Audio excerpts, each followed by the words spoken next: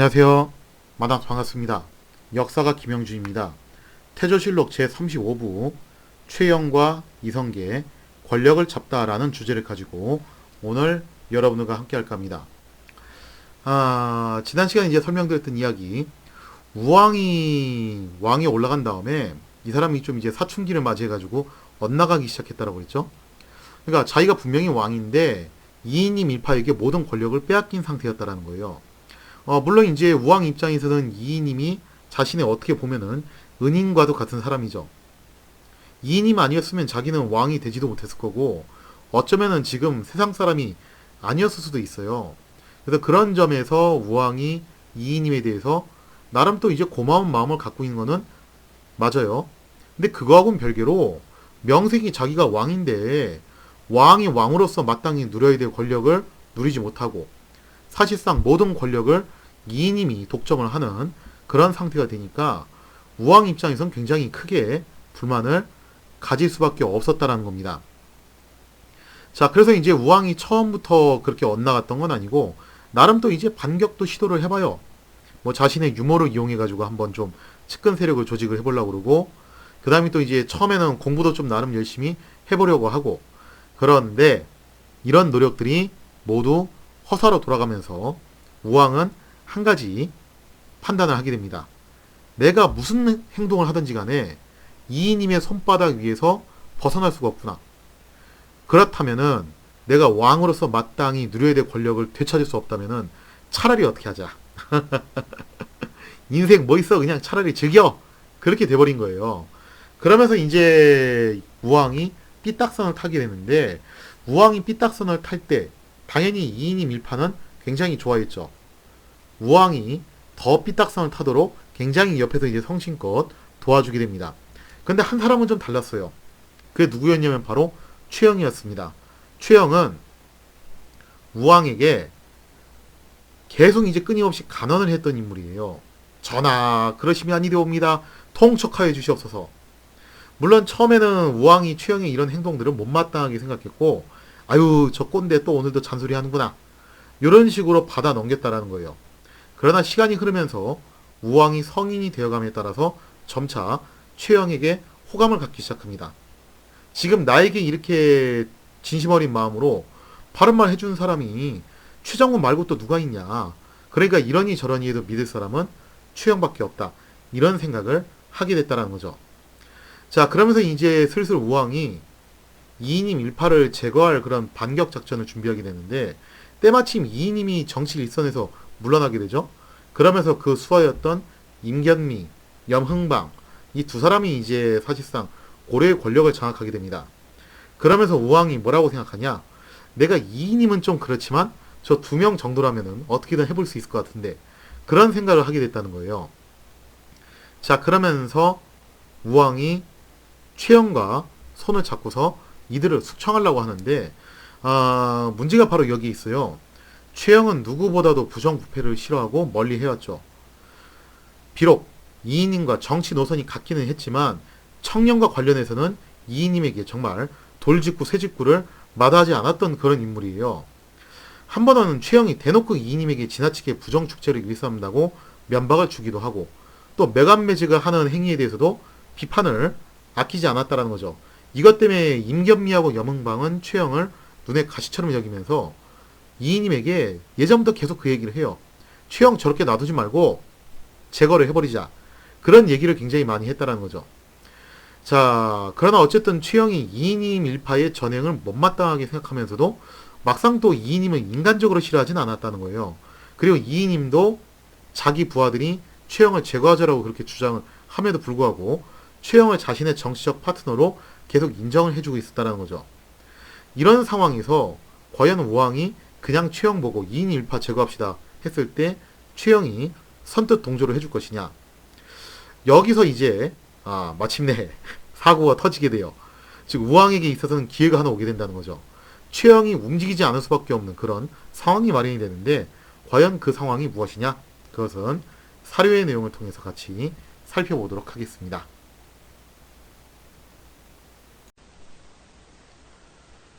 때는 1388년 이인임이 정치 일선에서 물러난 시점에 최영이 이인임 일파에 대해서 정말 환멸을 느낄 만한 사건이 하나 터지게 됩니다.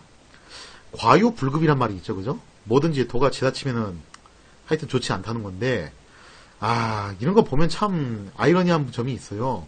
임견미, 여몽방, 이 두 사람은 이인임의 뒤를 이어가지고 권력을 장악한 사람들이에요.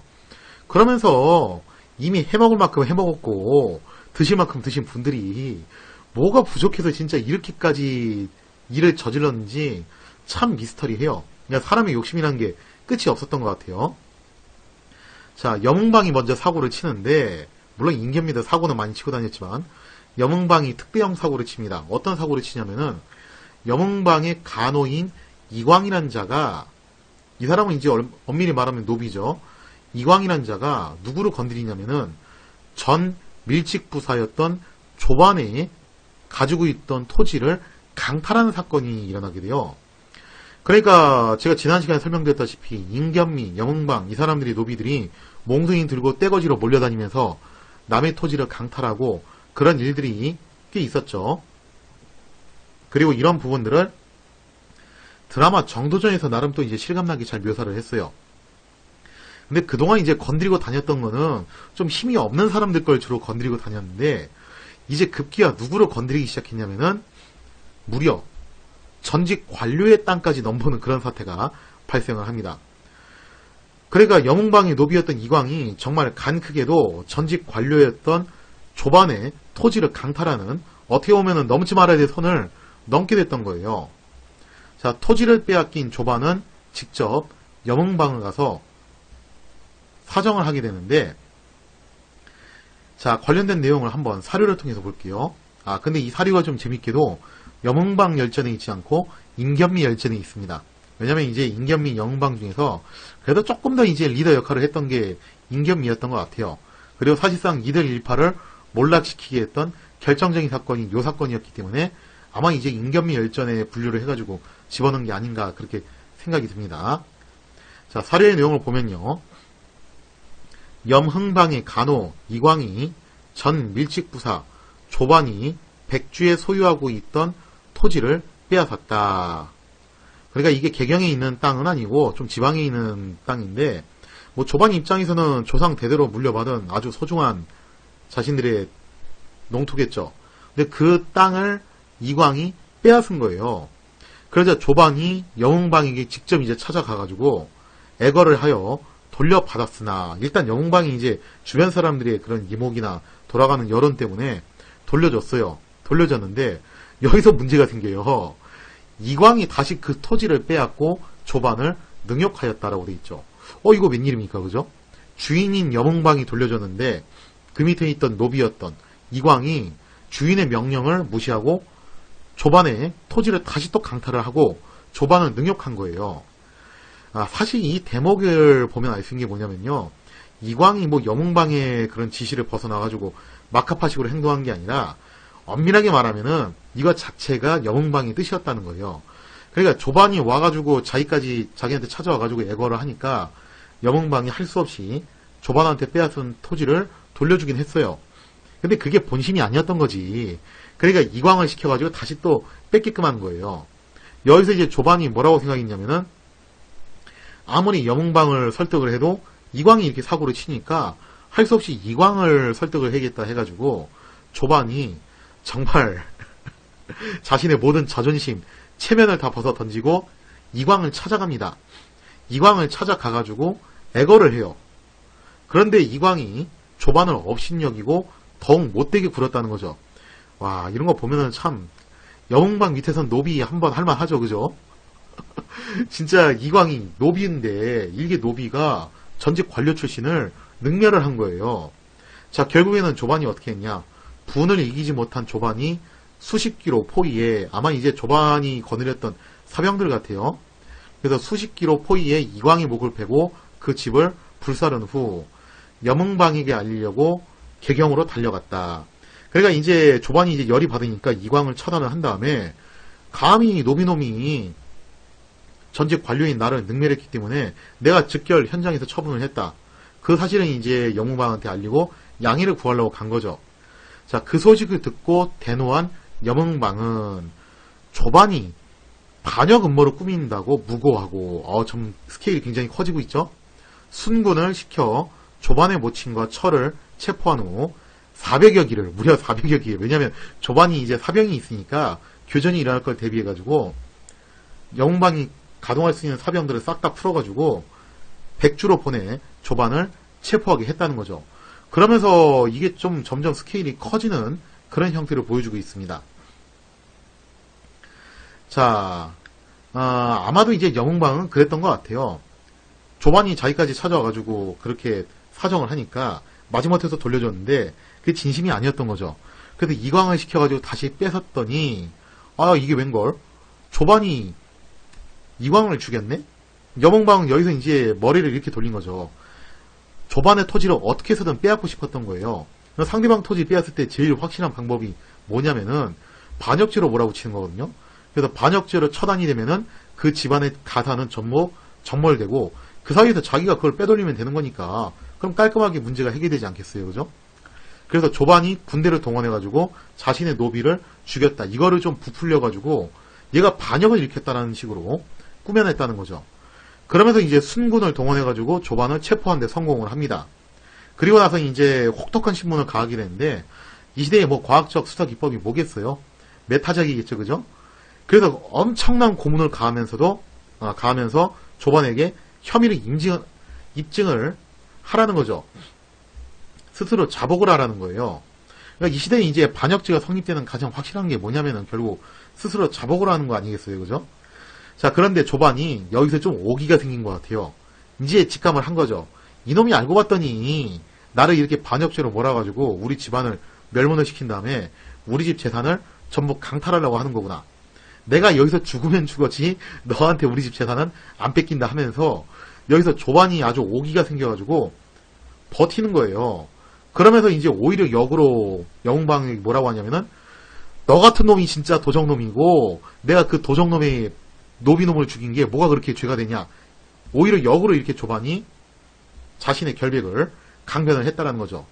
그러면서 하루 종일 고문을 당하면서도 조반은 자신의 반역을 인정하지 않게 됩니다.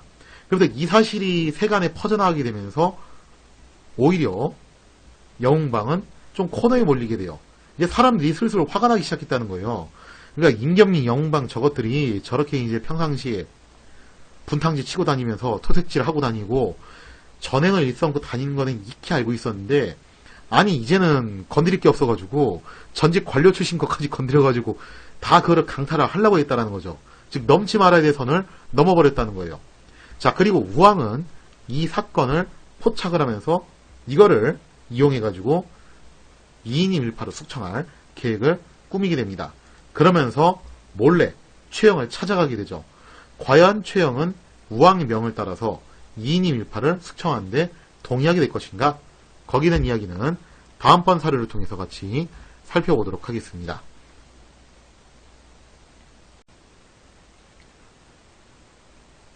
자, 더 이상 2인 1파의 전횡을 지켜볼 수 없었던 우왕은 마침내 반격의 기회가 찾아왔음을 직감했습니다. 그래서 우왕이 몰래 최영의 집을 찾아가가지고 조반의 옥사 사건에 대해서 굉장히 깊이 있는 의논을 나누게 되었다는 거죠.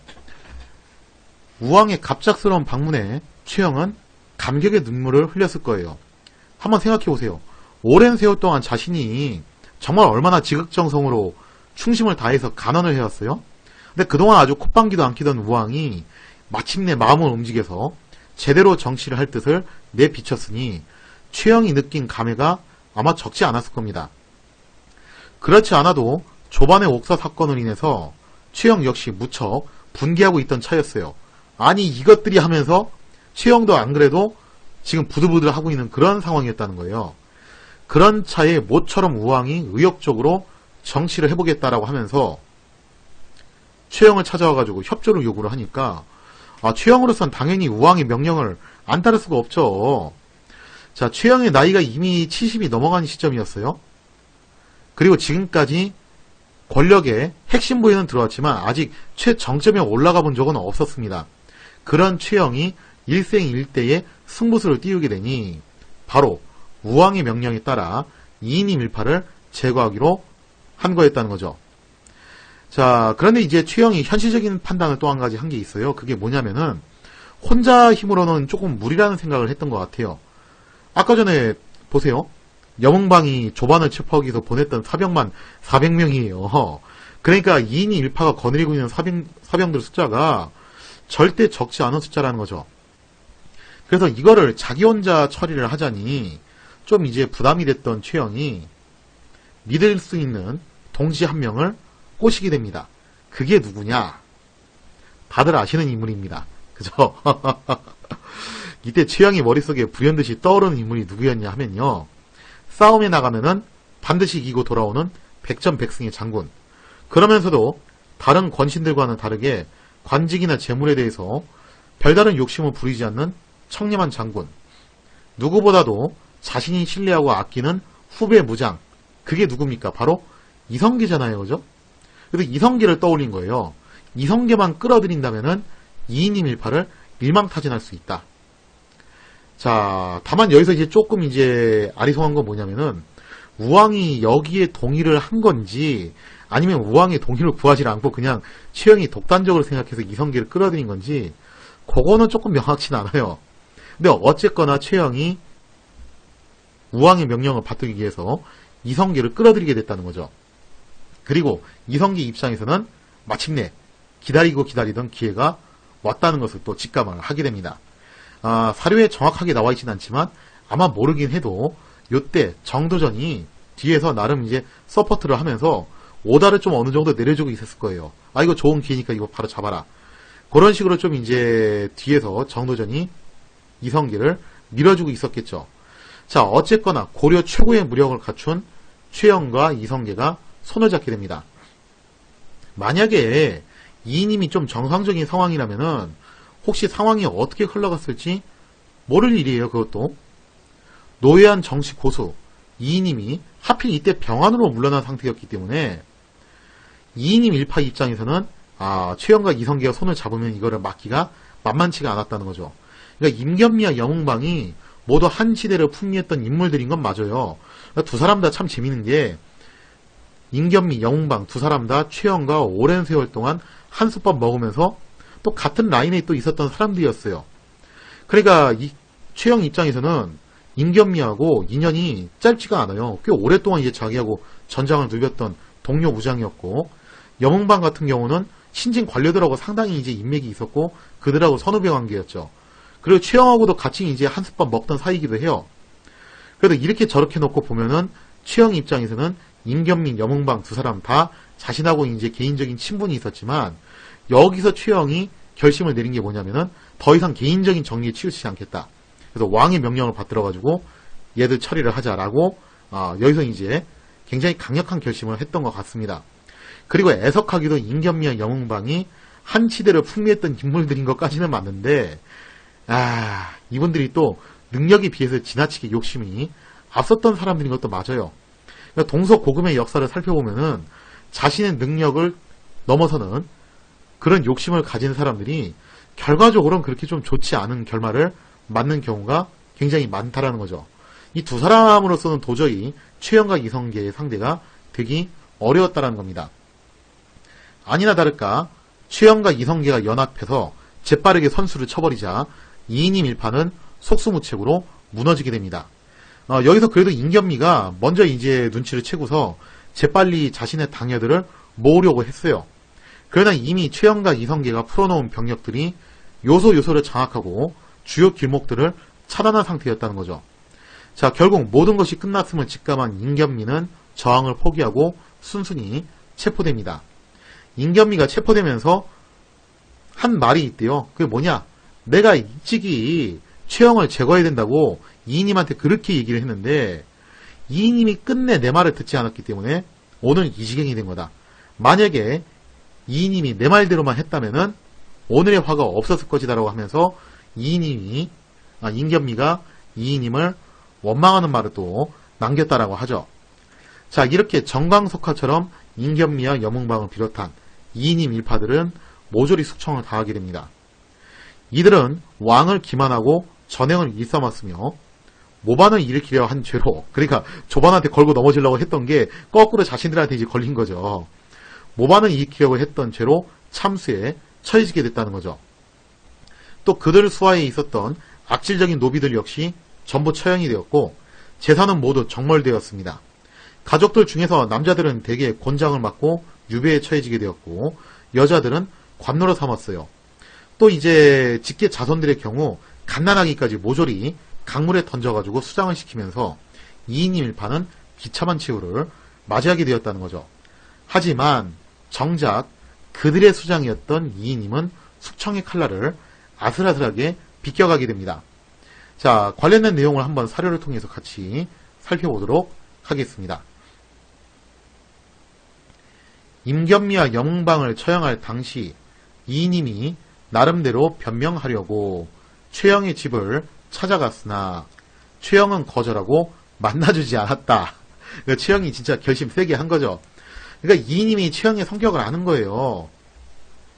정에 기대가지고 좀 호소를 하면은 혹시 최영이 좀 어떻게 봐주지 않을까라고 해가지고 아픈 몸을 이끌고서 최영의 집 앞에 가가지고 정말 비굴하게 한 번만 만나달라고 그렇게 애걸을 한 거죠.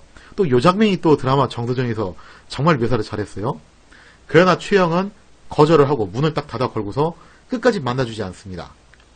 그런데 여기서 최영의 한계점이 나오는데 최영이 이인님을 만나주진 않았지만 그래도 이인님에 대해서 좀 개인적인 그런 친분을 끝내 버리지 못했던 것 같아요.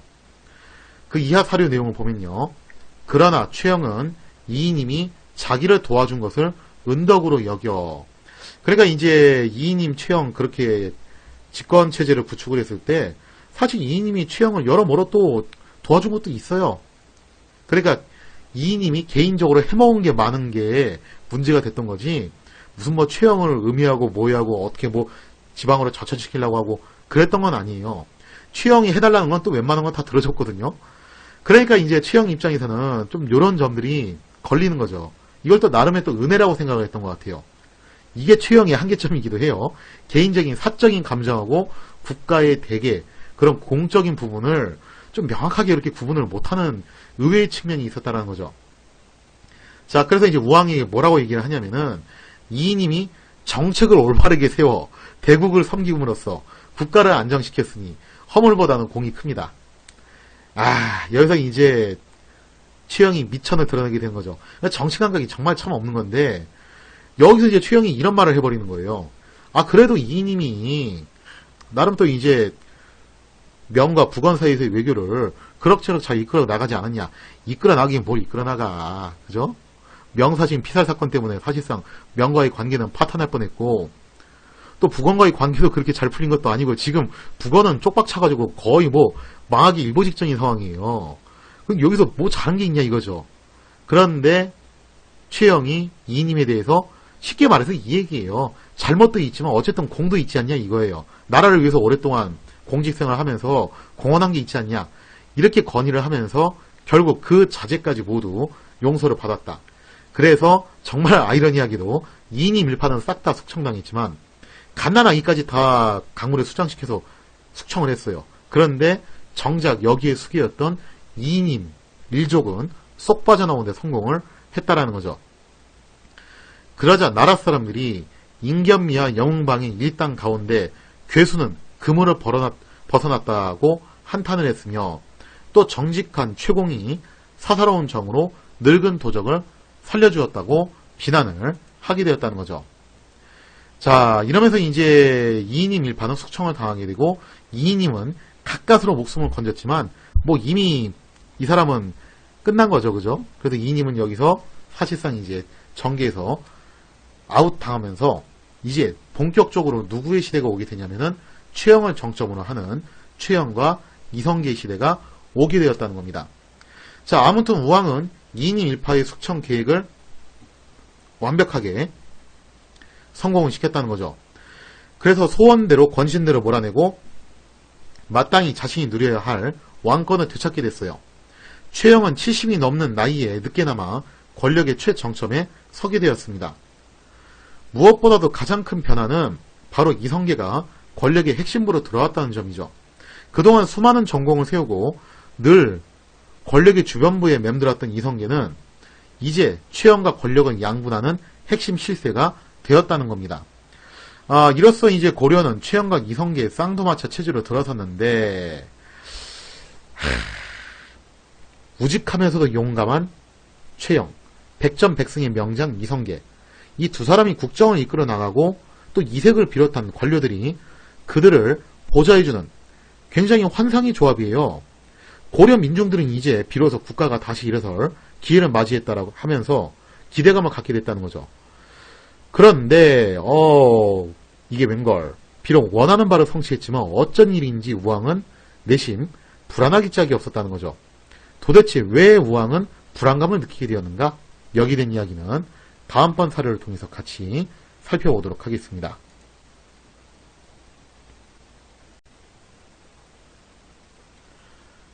자, 원하는 바를 모두 성취했던 우왕. 근데 묘하게도 기분이 좀 찝찝하다는 거예요. 왜 그러냐? 자, 성인이 된 우왕은 제법 정치판이 어떻게 돌아가는지 알게 됐습니다. 또 이인임의 일파를 전격적으로 숙청하면서 권력의 비정한 생리도 어느 정도 알게 됐다는 거죠. 지금은 자신에게 충성을 바치고 있는 최영과 이성계. 근데 권력이라는 요물이 언제 이들의 마음을 흔들어 놓을지 모를 일이잖아요. 그죠? 어제의 적이 오늘의 동지가 되고 오늘의 동지가 내일의 적이 되는 것이야말로 권력의 비정한 세계가 아니겠습니까? 자, 그러면서 이제 우왕은 여기에 대해서 좀 불안감을 느꼈던 것 같아요. 고민 끝에 우왕은 뭐라고 판단을 하냐? 이 두 사람 중 한 사람만큼은 어떻게 되겠다? 자신의 편으로 반드시 끌어들여야겠다라는 판단을 내세우게 됩니다. 자, 그리고 우왕이 손을 잡을 대상으로 점 찍은 것이 누구였냐면은 바로 최영이었어요. 요런 걸 놓고 보면은 우왕이 군주로서 자질이 전혀 없는 사람은 아니라는 걸 알 수 있어요. 그러니까 우리가 이제 세간에서 인식하고 있는 것처럼 우왕이 그렇게 막가파는 아니었다는 거죠. 한번 생각을 해보세요. 우왕이 처음부터 자신의 권력을 이인임한테 그냥 다 넘겨주려고 했던 건 아니에요. 처음에는 자신의 유머를 이용해서 좀 나름 이제 반격을 해보려고 했었고, 또 그 다음에 처음에는 공부도 열심히 좀 해가지고 좋은 임금이 되려고 노력은 했어요. 근데 그런 노력들이 좌절되면서 삐딱선을 탔던 거라는 거죠. 자, 그러다가 이제 성인이 되면서 조반의 옥사 사건을 기회로 포착을 해가지고 이인임 일파를 전격적으로 숙청을 해버리는 나름 또 그런 인재의 모습도 보여줍니다. 그리고 이때 최영을 선택을 했던 것도 굉장히 괜찮은 선택지였다는 거예요. 자, 이런 걸 놓고 보면은 우왕이 감각이 아주 떨어지는 건 아니라는 걸 알 수 있는데, 재밌는 게 이거라는 거예요. 사실 우왕은 본래 최영을 별로 좋아하지 않았어요. 우리가 그거를 잊으면 안 돼요. 왜냐면 툭하면 그냥 잔소리하고 막 이러시면 아니되옵니다 하는 최영을 우왕은 속된 말로 꼰대라고 생각을 했겠죠. 근데 정말 재밌게도 우왕이 나이를 먹어가면서 그런 최영의 모습에 호감을 갖게 되고 감동을 하게 되면서 이인임 숙청 사건을 맡길 수 있을 정도의 그런 신임을 하게 됐다는 겁니다. 자, 그래서 이제 우왕이 정말 참 재밌는 게 뭐냐면은 자기가 옛날에는 싫어했던 그 최영을 자신의 편으로 확고히 끌어들이기 위한 계획에 착수를 했다라는 거죠. 자, 그래서 우왕이 최영에게 뭐라고 얘기를 하냐면은 최영이 딸이 있었어요. 그 딸을 자신에게 달라고 요청을 하게 됩니다. 그러니까 이때 최영이 나이가 70이 넘었는데 최영 딸이 젊겠어요. 나이가 꽤 되겠죠, 그죠? 그러니까 사실상 그냥 뭐 외모, 그 다음에 나이, 뭐 출신, 성분 이런 거 다 보진 않고 오로지 뭐만 보는 거냐면은 최영의 딸이니까 그 딸은 나한테 달라. 사실상 최영에게 자신의 장인이 되어달라고 요구를 하는 거죠. 그래서 이른바 정략 결혼을 요청을 하게 됩니다. 자, 그러나 우직한 최영은 우왕의 요구에 선뜻 응하지 않게 되는데, 관련된 내용은 사료를 통해서 한번 같이 살펴볼게요. 우왕이 최영의 딸을 비로 삼으려고 사람을 시켜 설득하자 최영은 다음과 같이 말하면서 눈물을 흘리며 거절했다. 자, 최영이 뭐라고 말하냐? 제 딸은 인물이 누추한 데다가 그렇겠지. 딸이 뭐 나이가 지금 꽤 됐을 거 아니에요, 그죠? 누추한 데다가 본처의 소생도 아니라서 이 말이 좀 애매한데, 제가 전에도 한번 언급드렸지만 고려 시대 때까지만 하더라도 본처, 후처 그런 개념 없었어요. 근데 이렇게 말을 한 거는 아마 최영이 진짜 본처 후처 그걸 이제 구분을 해서 그랬다라기보다는 뭔가 좀 왕한테 핑계댈 거리가 필요했기 때문에 그냥 아무거나 이제 갖다 붙인 것 같아요. 그래도 본처의 소생도 아니라서 항상 측실에 두었으므로 기존의 배필이 될 수 없습니다. 전하께서 꼭 제 딸을 비로 삼으려 하신다면 노씨는 머리를 깎고 산으로 들어갈 것입니다. 라고 그렇게 얘기를 하죠. 그러니까 최영 입장에서는 이게 정치적으로 판단을 한 게 아니라 뭔가 좀 인간적으로 판단한 것 같아요. 아니 내 딸이 인물도 별로고 나이도 많고 그런데 어떻게 그걸 갖다가 왕한테 왕비로 집어넣냐. 왕은 또 지금 이제 갓 20살 된 아직 혈기왕성한 그런 젊은이인데 어떻게 그렇게 하냐 하면서 나는 이거 못하겠다라고 하면서 거절을 해요. 자, 그러자 그 휘하에 있었던 정승가와 안소 등이 우왕의 비위를 맞추느라 결국 그녀를 비로 들이게 되었다는 거죠. 그러니까 주변에서 이제 등 떠밀어가지고 최영이 마지못해가지고 허락을 하게 됐다는 겁니다. 그리고 또 요거는 반대를 뒤집어서 생각하면은 우왕이 정말 집요하게 최영한테 정략 결혼을 계속 요구를 했다는 거죠. 이튿날 우왕이 최영의 집에 가서 말을 하사하자 최영은 안마와 의대를 바쳤으며 이에 우왕이 그의 딸을 봉의 영비로 삼았다. 그러면서 마침내 우왕과 최영 사이에 정략 결혼이 성사가 되었다는 거죠. 우왕이 과거에는 여기 굉장히 의미심장한 말이 있습니다. 우왕이 과거에는 최영의 고든 성품을 꺼려해 그 집에는 발을 들여놓지 않았는데 이후로는 영비를 총애하여 자주 들리곤 했다. 이게 정말 최영의 딸을 총애했기 때문에 그랬을까요? 그게 아닐 것 같아요. 그러니까 여기서 우왕의 정략적인 그런 판단이 나오는 건데 이런 거예요. 우왕 입장에서는 굉장히 지금 마음이 불안한 거죠. 최영과 이성계 둘 중에 한 명이 딴 마음 품으면 이거 위험해지는 거 아니냐. 그러니까 둘 중 한 명은 무조건 자기 편으로 끌어들여야 된다는 거죠.